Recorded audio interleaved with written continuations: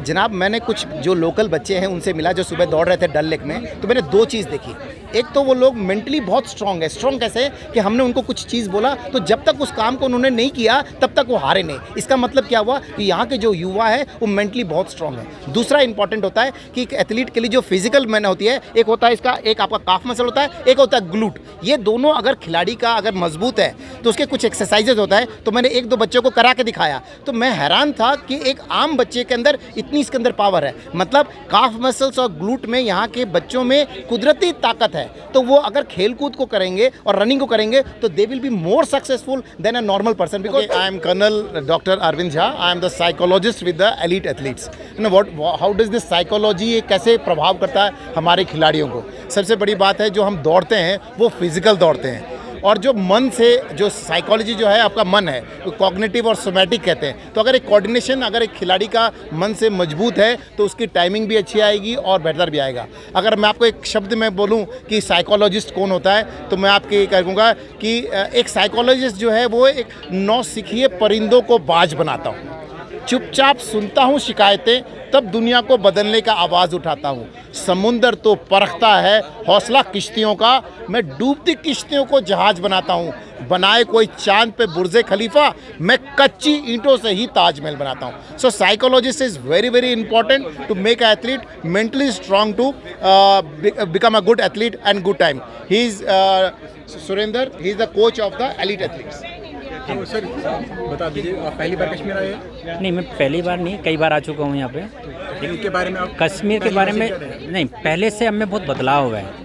पहली बात तो जब हम सब चीज़ को अपना मानने लगते हैं तो उसमें हमको अपनेपन के साथ साथ बुराइयों के साथ अच्छाइयाँ देखने लगती हैं। हम बुराइयों को ज़्यादा ढूंढते हैं, लेकिन हम बुराइयों को ना ढूंढ कर कोच क्या काम करता है, कोच कमजोरी को निकाल कर अच्छाई में तब्दील करता है। और रही बात यहाँ की, जो हम कमजोरियाँ पहले सुनते थे वो अब नहीं हैं, वो हमको मन से, तन से और आँखों के भेद से बदलना पड़ेगा।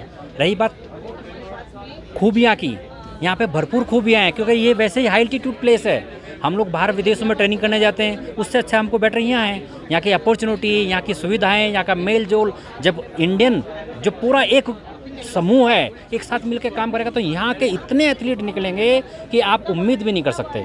आपने कहा आप इससे पहले भी कश्मीर आए हैं, क्या आपको लगता है कि यहाँ के जो नौजवान हैं उनके अंदर टैलेंट है? उनके अंदर टैलेंट है, लेकिन उस टैलेंट को उभारना यहाँ की जनता और यहाँ के जितना भी हम सफ़र हैं उनको मिलकर निकालना उनकी उनकी एक काबिलियत है।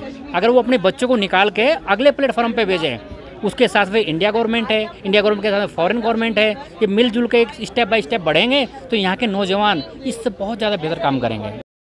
जनाब मैंने कुछ जो लोकल बच्चे हैं उनसे मिला जो सुबह दौड़ रहे थे डल लेक में, तो मैंने दो चीज़ देखी।